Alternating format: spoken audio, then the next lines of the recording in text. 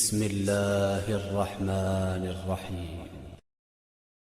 إن الله وملائكته يصلون على النبي يا أيها الذين آمنوا صلوا عليه وسلموا تسليما اللهم صل على سيدنا ومولانا محمد وعلى آل سيدنا ومولانا محمد وعلى آله وأصحابه وبارك وسلم كثيرا كثيرا. چلیے اب دیکھتے ہیں کہ اعوذ باللہ من الشیطان الرجیم کی کیا تفسیر ہے. اعوذ باللہ من الشیطان الرجیم. اب اس کے ڈائریکٹ جو معنی ہوئے. اچھا، یہ شروع کرنے سے پہلے ایک چیز آپ کو سمجھ لیجئے کہ کبھی بھی ہم کوئی بات کرتے ہیں، جیسا کہ بھائی انگلش میں کچھ ہم لکھتے ہیں سینٹنس کہ ویئر از یور اسکول، تو جتنے انگلش جانتے ہیں نا اس کو کیسے پڑھیں گے؟ آپ کا اسکول کہاں ہے. لیکن اگر اس کا ڈائریکٹ میننگ کرنے جائیں گے نا تو ویئر یعنی کہاں، از ہے، یور آپ کا، اور پھر اسکول، تو اس کو کہاں ہے آپ کا اسکول. یعنی اب اس کو یعنی جو پڑھنے میں یعنی جو الفاظ لکھے جاتے ہیں وہ آگے پیچھے، لیکن اس کا معنی نکالنا، اس کو ایک ترتیب میں پڑھنا وہ ایک الگ چیز ہے. اعوذ باللہ من الشیطان الرجیم اگر ڈائریکٹ ٹرانسلیٹ کریں تو یہ کیسا ہوگا؟ پناہ پکڑتا ہوں اللہ کی شیطان سے نکالا ہوا. ڈائریکٹ کیا میننگ ہوئی اس کی؟ پناہ پکڑتا ہوں اللہ کی شیطان سے نکالا ہوا. اور اس کو علماء کرام جو تفسیراً جو اس کا ترجمہ جو لکھتے ہیں وہ کیسے لکھتے ہیں کہ میں نکالے ہوئے شیطان سے اللہ کی پناہ چاہتا ہوں. میں نکالے ہوئے شیطان سے اللہ کی پناہ چاہتا ہوں. اعوذ باللہ کے متعلق چند باتیں غور طلب ہیں. تلاوت سے پیشتر اس کو کیوں پڑھتے ہیں؟ اس کی تفسیر کیا ہے؟ اس کے فوائد کیا ہے؟ اس کے متعلق مسائل کیا ہیں؟ پڑھنے کی وجہ رب تعالیٰ کا حکم ہے. اللہ نے ڈائریکٹ حکم دیا ہے کہ اعوذ باللہ من الشیطان الرجیم پڑھا کریں. فَإِذَا قَرَأْتَ الْقُرْآنَ فَاسْتَعِذْ بِاللَّهِ مِنَ الشَّيْطَانِ الرَّجِيمِ. جب تم قرآن پڑھنے لگو تو نکالے ہوئے شیطان سے اللہ کی پناہ لو. یہ ڈائریکٹ اللہ تبارک و تعالیٰ کا حکم ہم کو مل گیا. تو یہ ہمیشہ یاد رہے کہ جب بھی قرآن پاک کی تلاوت کر رہے ہیں، کوئی سورہ بھی ہم کسی کو پڑھ کے سنا رہے ہیں، کبھی آیت الکرسی بھی پڑھ رہے ہیں، جو بھی پڑھ رہے ہیں اس کو اعوذ باللہ کے ساتھ پڑھنا لازمی ہے.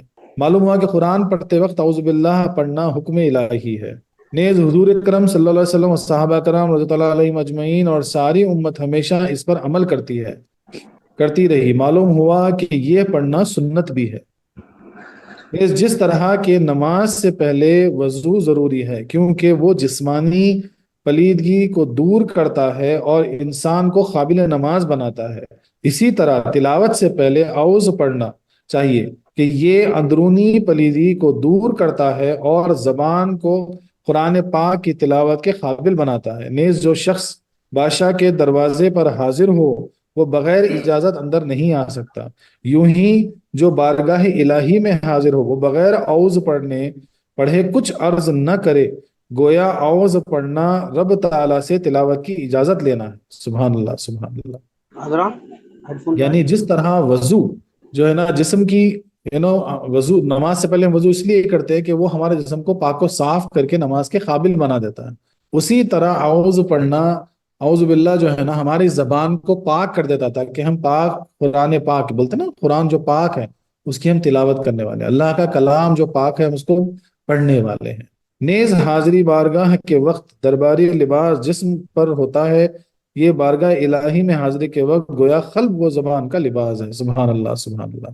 یعنی جس طرح کوئی بادشاہ کی حضور بارگاہ میں جب آپ لباس وغیرہ پہن کے جاتے ہیں سج دج کے، اسی طرح بارگاہ الہی اللہ تبارک تعالیٰ کی بارگاہ میں جب جا رہے تو اعوذ باللہ جو ہے نا وہ آپ کا جسمانی اور روحانی یعنی قلبی لباس کی طرح ہے، آپ کو پاک کو صاف کر کے جو ہے نا اللہ کی بارگاہ میں لے جاتا ہے. سبحان اللہ سبحان اللہ. اعوذ باللہ لفظ اعوذ چلو پہلے سے شروع کرتے ہیں. لفظ اعوذ عوذ سے مشتاق ہے اور عوذ کے دو معنی ہیں: التجا کرنا، پناہ پکڑنا. ملنا پہلے معنی کے لحاظ سے اس کا مطلب یہ ہوگا کہ میں پناہ پکڑتا ہوں، التجا کرتا ہوں اللہ سے، اور دوسرے معنی کی بنا پر مطلب یہ ہوگا کہ میں اپنے نفس کو فضل الہی اور رحمت الہی سے ملاتا ہوں. سبحان اللہ سبحان اللہ. یعنی اب اس کے دو معنی جو سمجھ میں آ رہے ہیں، ایک ہوتا ہے کہ ہم شیطان سے پناہ مانگ رہے ہیں، دوسرا جو ہے نا اپنے نفس کو جو ہے نا ہم اللہ کی رحمت سے ملا رہے ہیں. سبحان اللہ سبحان اللہ. لفظ اللہ کی تفسیر انشاءاللہ بسم اللہ میں بیان کی جائے گی. لفظ شیطان میں دو قول ہیں. بعض کہتے ہیں کہ یہ شطن سے مشتاق ہے اور بعض کے قول کی بنا پر شیطان سے शतन के माने शैतान से, यानी दो दो चीजों पे बोली गई है, एक है शतन और एक है शईत। शतन के माने हैं दूर होना, और चूंकि इबलीस भी मुकर्रब बारगाह इलाही होकर वहां से दूर हुआ, इसलिए इसको शैतान कहा जाता है। और शईत के माने हैं हलाक होना या बातिल होना, और चूंकि इबलीस भी सरकशी की वजह से हलाक हुआ और इसका सारा पिछला किया धरा बातिल हो गया, इसलिए इसको शैतान कहते हैं। लफ्ज रजीम मरजूम के माने हैं, और मरजूम रजिम से बना है, और रजिम के माने निकालने के भी हैं और फेंक कर मारने के भी, और ये लानत दूर करना के माने में भी आता है। अगर पहले माने किए किए जाए तो चूंकि पहले शैतान मलाइका के साथ रहता था और वहां से इसको निकाला गया और फरमाया फखरुज मिन्हा, इसलिए उसे रजीम कहा जाता है। और दूसरे माने की बिना पर ये तो जहिया होगी कि अब भी जब भी ये आसमान पर जाने की कोशिश करता है तो इसको शहाब यानी टूटा हुआ तारा फेंक कर मारा जाता है, लिहाजा ये मरजूम हुआ। तीसरे माने की बिना पर तौजिया ये होगी कि इस पर हमेशा हक ताला और फरिश्तों और इंसानों की तरफ से लानत पड़ती रहती है। रब ताला फरमाते हैं इन्ना अलैका लानत इला यौमुद्दीन, और तुझ पर क़यामत तक लानत है। अल्लाहु अकबर। तो ये औस के माने हुए और ये शैतान के माने हुए। आलिमाना तफसीर में अब ये जो है ना, आलिमाना तफसीर इसकी क्या होगी, इसको ये समझते हैं। आलिमाना तफसीर इसकी ये होगी कि दुनिया और दीनी आफतें बे इंतहा है और हमारी ताकत और कुदरत इनको दूर नहीं कर सकती, क्योंकि हम कमजोर हैं। और जब कमजोर शख्स किसी बड़े मुसीबत में फंस जाए तो इसको जरूरी होता है कि वो किसी कुव्वत वाले की पनाह ले और इसकी अमान में आए, और जितनी बड़ी आफत हो उतनी ही बड़ी कुव्वत जात के साथ पनाह लेना जरूरी होता है। यानी अब इंसान जो है वो बहुत कमजोर है और हमारे पास जो जितनी आफतें हैं ना वो बहुत बड़ी बड़ी आफतें हैं, तो इसलिए हमको किसी बड़े का सहारा लेना पड़ता, उसकी पनाह में आना पड़ता ताकि हम उससे बच सके। मामूली दुश्मनों को दफा करने के लिए थानेदार पुलिस की पनाह काफी होती है, लेकिन बड़े मुसीबत दफा करने के लिए कप्तान पुलिस, डिप्टी कमिश्नर वगैरह वगैरह में या बास सूरतों में बादशाह की पनाह लेना जरूरी होता है, क्योंकि शैतान निहायत खवी दुश्मन है, यानी बहुत कुव्वत वाला है और इसके मक्र फरेब गैर मुतना है। इतने बड़े दुश्मन और इतनी मुसीबतों से बचने के लिए इस जात की पनाह लेना जरूरी है जो कादिर मुतलक और हय्युल क़य्यूम है। इसलिए इंसान से कहलवाया गया कि ए बंदे, ये कह कर तू मेरी पनाह में आ और कहे औज़ु बिल्लाहि मिनश शैतानिर रजीम। फिर लतीफ बात यह है कि यहाँ ये ना कहा गया कि शैतान के किसी धोखे से पनाह मांगता हूँ, जिसमें इशारा इस जानिब है कि इसके सारे वसवसे और कबासतों से पनाह मांगता हूँ। तो गोया बुरे अकायद से अल्लाह की पनाह, बुरे आमाल से अल्लाह की पनाह, अच्छे काम से बाज रहने से अल्लाह की पनाह, अंदरूनी और बैरूनी रुकावटों से अल्लाह की पनाह, गर्ज जो चीज अल्लाह से रोके इसी से अल्लाह की पनाह। सुभान अल्लाह सुभान। अब ये पूरी आलिमाना तफसीर हुई औज़ु बिल्लाहि मिनश शैतानिर रजीम की, यानी हम पनाह इसलिए मांग रहे हैं कि हम बहुत कमजोर हैं, शैतान के फरेब को हम समझ नहीं सकते, शैतान का फरेब और हथकंडे जो है ना बहुत ज्यादा हैं, बहुत बड़े, बहुत कवी, बहुत ताकतवर हैं, इसलिए हम पनाह मांगते हैं।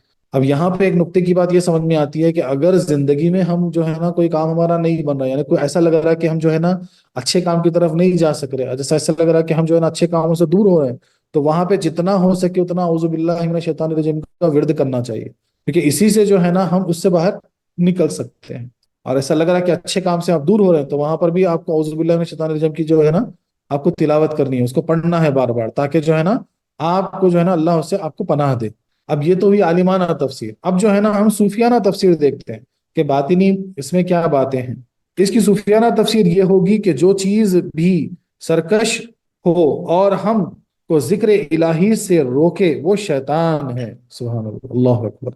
यानी सूफिया करम क्या फरमाते हैं कि खाली शैतान बोल के हम क्या समझते हैं मालूम है, शैतान जो इबलीस है मिसाल के तौर पे, लेकिन हर वो चीज जो हमको अच्छे काम से रोकती है, अल्लाह की तरफ राग़िब होने से रोकती है, वो शैतान है। खवा वो जिन हो या इंस हो, कोई चौपाया या मोजी जानवर हो, खवा हमारे अनफास हो या हमारा नफ्स हो, या जिस्मानी और नफसानी عوارض یا کوئی دینوی کام، دنیاوی کام۔ اس لیے قرآن کریم نے فرماتا ہے، یعنی اب کیا فرماتے صوفیہ کرام، کہ چاہے وہ جن ہو، انس ہو، جانور ہو، چاہے ہمارا نفس ہی کیوں نہ ہو، ہماری خواہشات ہو، یا کوئی ایسا کام جو ہم کو اللہ کی طرف راغب ہونے سے روکتا ہے، تو پھر وہ شیطان ہے۔ اللہ اکبر۔ اسی لیے قرآن کریم فرماتا ہے شیاطین الانس والجن، اور ایک جگہ فرماتا ہے من الجن جنتی والانسی۔ ایک دفعہ حضرت عمر رضی اللہ عنہ کی خدمت میں ایک خچر حاضر کیا گیا، جب آپ اس پر سوار ہوئے تو وہ اچھلنے کودنے لگا، اس کو بہت مارا گیا، مگر وہ اسی طرح کودتا اچھلتا رہا۔ حضرت عمر فاروق رضی اللہ عنہ اس پر سے یہ کہہ کر اتر آئے کہ یہ شیطان ہے۔ اللہ اکبر۔ یعنی ایک مثال سے بتایا گیا کہ ہر وہ چیز جو آپ کو جو ہے نا اللہ تبارک و تعالیٰ کی طرف راغب ہونے سے روکتی ہے، اللہ کی طرف جانے سے روکتی ہے، اچھے کاموں کی طرف جانے سے روکتی ہے، اللہ کے ذکر سے روکتی ہے، اللہ کی محفلوں سے روکتی ہے، وہ شیطان ہے۔ اس سے ہمیں پناہ مانگنی چاہیے۔ اس صورت میں الشیاطین میں الف لام جنسی، اور مقصود اس کا یہ ہے کہ میں متعلقاً ہر شیطان کے ہر فریب سے اللہ کی پناہ لیتا ہوں۔ اس میں اشارہ اس جانب ہے کہ ہم نہایت کمزور ہیں اور بڑے بڑے قوی دشمنوں میں گھرے ہوئے ہیں۔ نفس، شہوت، غصہ، حرص، حسد، ہوس، طمع وغیرہ اندرونی دشمن ہیں، اور جو ہر وقت ہمارے ساتھ رہتے ہیں، اور برے ساتھی دنیاوی ضروریات کی خواہش اور اعضاء کی غلط خواہش، مثلاً آنکھ سے حرام چیز دیکھنے کی خواہش، کان سے حرام چیز سننے کی خواہش، ہاتھ سے حرام کام کرنے کی خواہش، اتنے خطرناک شیطان اس اپنی بے کسی اور بے بسی کو دیکھ کر انسان عرض کرتا ہے اے اللہ تیری پناہ۔ کامل اعوذ یہ ہے، اب کامل اعوذ باللہ کیا ہے وہ بتایا جا رہا ہے۔ کامل اعوذ باللہ یہ ہے کہ بندہ عمل و قول دونوں سے ادا کرے، یعنی زبان سے اعوذ باللہ پڑھے اور عملی طور پر برے یاروں اور شیطانی کاموں سے بچیں۔ یہ باطن میں اعوذ ہوا، یعنی تو زبان سے ہم اعوذ باللہ پڑھ رہے ہیں تو ظاہر میں ہم ان تمام چیزوں سے اللہ کی پناہ پکڑ رہے ہیں، لیکن باطن میں ہم اعوذ باللہ بول رہے ہیں، یعنی برے کاموں سے ہم بچ رہے ہیں، برے یاروں سے ہم بچ رہے ہیں، برا دیکھنے سے ہم بچ رہے ہیں، برا سننے سے ہم بچ رہے ہیں، تو وہ پھر باطن میں اعوذ پڑھنا ہوگا۔ جو شخص کی زبان سے اعوذ باللہ پڑھا کر مگر برے آدمیوں اور برے کاموں سے نہ بچے، اس کا اعوذ پڑھنا ناقص ہے، یعنی بے فیض ہے۔ کسی مصیبت دینی یا دنیاوی میں نبی یا ولی یا مرشد یا دنیاوی حاکم کی پناہ پکڑنا اعوذ باللہ کے خلاف نہیں، کیونکہ ان کی پناہ حقیقت میں رب کی پناہ ہے۔ اس کا مطلب یہ نہیں ہوتا کہ ان کی بارگاہوں میں جانے والا رب سے پھر گیا۔ دیکھو رازق اور مددگار رب ہے، لیکن پھر بھی رزق تلاش کرنے کے لیے مالداروں اور بادشاہوں کی نوکری کرتے ہیں، پھر وہاں سے روپیہ حاصل کر کے بہت سے دکانوں پر جا کر خوراک لیتے ہیں، پوشاک وغیرہ حاصل کرتے ہیں۔ تو اس کا مطلب یہ نہیں ہوا کہ ہم نے خدا کو چھوڑ کر ان کو رازق سمجھ لیا، بلکہ خدا ہی کا رزق تلاش کرنے، اسی کے حکم سے ان جگہوں پر ہم جاتے ہیں، یہ اس کے رزق کے دروازے ہیں۔ اس لیے شیطان سے بچنے کے لیے پیر کے پاس جانا، بزرگوں کی خدمت میں حاضر ہونا، نبی کے دامن میں چھپنا، یہ سب اس اعوذ باللہ پر ہی عمل ہے۔ سبحان اللہ، سبحان اللہ۔ دوسری بات یہ بھی ہے کہ اللہ کی پناہ میں انسان تب آ سکتا ہے جب کوئی اس پناہ میں لانے والا ہو۔ جج کی پناہ میں وہ شخص آئے گا جس کو وکیل یا مختار اس کی پناہ تک پہنچائے گا۔ تو انبیاء کرام اور اولیاء کرام عظام کے پاس آنا حقیقت میں اللہ کی پناہ میں آنے کا ذریعہ ہے۔ سبحان اللہ۔ اس کے آگے بھی تھوڑی اور بحث ہوگی، یعنی کیا سمجھا رہے ہیں کہ بھئی اگر ہم مثال کے طور پر اولیاء اللہ کے پاس، پیروں کے پاس یا اپنے مرشد کامل کے پاس جب ہم جاتے ہیں تو اس کا یہ مطلب نہیں ہے کہ یہ اعوذ باللہ کے خلاف ہے، بلکہ یہ اعوذ باللہ کی ہی تعریف میں ہے، کیونکہ یہ سارے ذریعے بنتے ہیں آپ کو اللہ کی پناہ تک پہنچانے کے لیے۔ اب مثلاً کسی پر کیس پڑ جائے تو جو جج جو ہے نا، اگر وہ ججمنٹ اس کا جو اس کی پناہ میں آنا ہے، جج کی پناہ میں آنے کا مطلب کیا ہے کہ اپنا فیوریبل ججمنٹ آنا، اگر وہ آنا ہے تو وکیل بڑا تگڑا ہونا پڑتا، وکیل وہاں تک آپ کو پہنچانا پڑتا کہ بھئی جج آپ کے فیور میں ججمنٹ دے۔ تو اسی طرح جو ہے نا، پیر ہو یا مرشد ہو یا ولی کامل ہو، یہ سارے لوگ جو ہے نا آپ کو اللہ کی پناہ تک پہنچاتے ہیں۔ سبحان اللہ۔ اعوذ باللہ کے الفاظ کے متعلق کہا گیا کہ امام اعظم ابو حنیفہ و امام شافعی رحمۃ اللہ علیہ کے نزدیک اعوذ باللہ کے یہ الفاظ ہونے چاہیے، اعوذ باللہ من الشیطان الرجیم، کیونکہ قرآن پاک میں انہی الفاظ کے ساتھ حکم دیا گیا۔ لیکن امام احمد رحمۃ اللہ علیہ فرماتے ہیں کہ اس طرح پڑھنا بہتر ہے، اعوذ باللہ السمیع العلیم من الشیطان الرجیم۔ امام سوری اور امام اوزائی فرماتے ہیں کہ اس طرح پڑھیں، اعوذ باللہ من الشیطان الرجیم اللہ هو السمیع العلیم۔ اور بعض روایتوں میں آتا ہے کہ حضرت جبرائیل نے حضور صلی اللہ تعالیٰ علیہ وسلم سے عرض کیا کہ آپ اس طرح پڑھیں، استعیذ باللہ السمیع العلیم من الشیطان الرجیم۔ لیکن حنفیوں کو چاہیے کہ پہلے اعوذ پڑھیں۔ تو اب یہ مختلف طریقے ہیں اعوذ باللہ من الشیطان الرجیم پڑھنے کے۔ اب ہم جو ہاتھ باندھ کے پڑھتے ہیں امام اعظم ابو حنیفہ کی جو ہم ہے نا ہم اتباع کرتے ہیں، تو آپ فرماتے ہیں کہ اعوذ باللہ من الشیطان الرجیم پڑھنا صحیح ہے، اور امام شافعی بھی یہی کہتے ہیں۔ امام احمد جو ہے نا اس کو پڑھتے ہیں اعوذ باللہ من السمیع العلیم من الشیطان الرجیم۔ آپ نے اس میں کچھ ایسا پڑھنے کا طریقہ بتایا، ویسے کچھ اور کرام کچھ اور بتاتے ہیں۔ بہرکیف جو بھی آپ کو پڑھنا ہے کوئی اعوذ آپ پڑھیں اور اس کو پورے یعنی ظاہری اور باطنی طور پر اس کو ادا کریں۔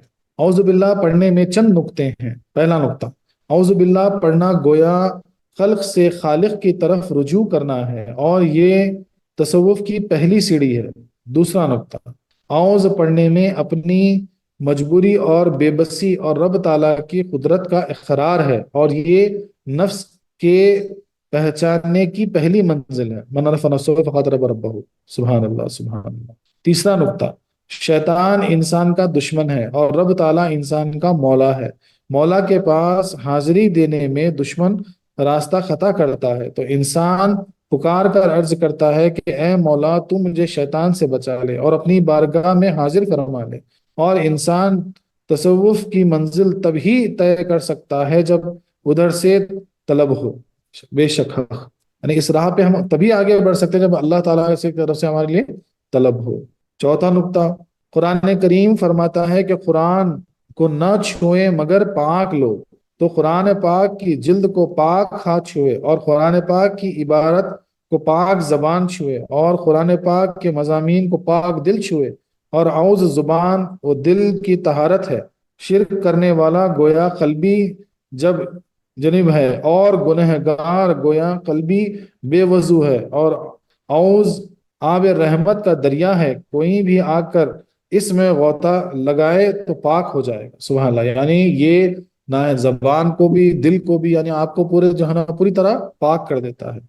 پانچواں نقطہ، مومن کا دل حق تعالیٰ کی تجلی گاہ ہے اور حق تعالیٰ کا باغ اور اس کا تخت ہے، جیسا کہ حدیث قدسی میں آیا ہے، اور جنت ہمارا باغ ہے۔ حق تعالیٰ نے جنت سے ہماری وجہ سے شیطان کو نکالا اور فرمایا اخرج منہا مذموما مدحورا، لہذا لازم ہے کہ حق تعالیٰ کے باغ یعنی اپنے دل سے اس کے لیے شیطان کو نکالے، کیونکہ میزبان کے لیے ضروری ہے کہ مہمان کی خاطر گھر صاف کریں، مگر چونکہ ہم اس کے نکالنے پر مستقل قادر نہیں تھے تو اس میں اس کی امداد ملی اور پڑھا اعوذ باللہ من الشیطان الرجیم۔ یعنی جیسا اللہ تبارک و تعالیٰ نے جنت سے شیطان کو نکالا کیونکہ وہ ہمارے لیے ہے، اسی طرح ہمارا دل جو اللہ کا گھر ہے وہاں سے ہم اعوذ پڑھ کے شیطان کو نکالنا چاہیے، تاکہ پھر وہ مہمان کی جگہ بن سکے۔ میزبان کا یہ فرض ہے، ہم میزبان ہیں، کیونکہ اللہ تبارک و تعالیٰ کو اپنے دل میں مہمان بنا سکتے ہیں، تو مہمان کے آنے سے پہلے اپنے دل کو اپن صاف کریں اعوذ باللہ کے ساتھ۔ سبحان اللہ۔ چھٹا نقطہ، رب تعالیٰ فرماتے ہیں الہی یسعد کلم طیب، بارگاہ الہی میں پاک کلمہ قبول ہوتے ہیں۔ قرآن پاک کی ساری عبارت فی نصفہ پاک ہیں، لیکن اگر پڑھنے والا پاک نہ ہو تو اس کی گندگی کی وجہ سے یہ پڑھنا بارگاہ الہی میں قبول نہ ہوگا۔ تو اعوذ سے اپنے آپ کو پاک کر کے اس کی تلاوت کو قابل قبول بناتا ہے۔ اگر زیادہ تفصیل دیکھنا ہو تو بستان التفسیر، یعنی اب کیا فرماتے ہیں کہ قرآن پاک فی النفس تو پاک ہے، یعنی اس لیے اس کو قرآن پاک کہا گیا، ہر ایک اس کے کلام ہر آیت پاک ہے، لیکن پڑھنے والا جو ہے نا وہ گندگی لے کے پڑھے، اس کے اندر جو ہے نا ویسی پاکیزگی نہ ہو تو پھر وہ پڑھنا جو ہے نا قبول نہ ہوگا۔ اس لیے اعوذ باللہ سے اپنے آپ کو پاک کرے، اپنی زبان کو اپنے دل کو پاک کرے۔ اس لیے صوفیہ کرام کے پاس یہ طریقہ ہوا کرتا تھا کہ ذکر سے پہلے جو ہے ایک 2 منٹ یعنی کم سے کم 19 مرتبہ جو ہے نا اعوذ باللہ من الشیطان الرجیم پڑھ لیا کریں. ہاں یہ ایک طریقہ بتایا گیا کہ 19 مرتبہ اگر آپ اعوذ باللہ من الشیطان الرجیم پڑھ لیں تو آپ کی زبان اور آپ کا قلب جو ہے نا وہ پاک ہو جاتا. وآخر دعوانا أن الحمد لله رب العالمين.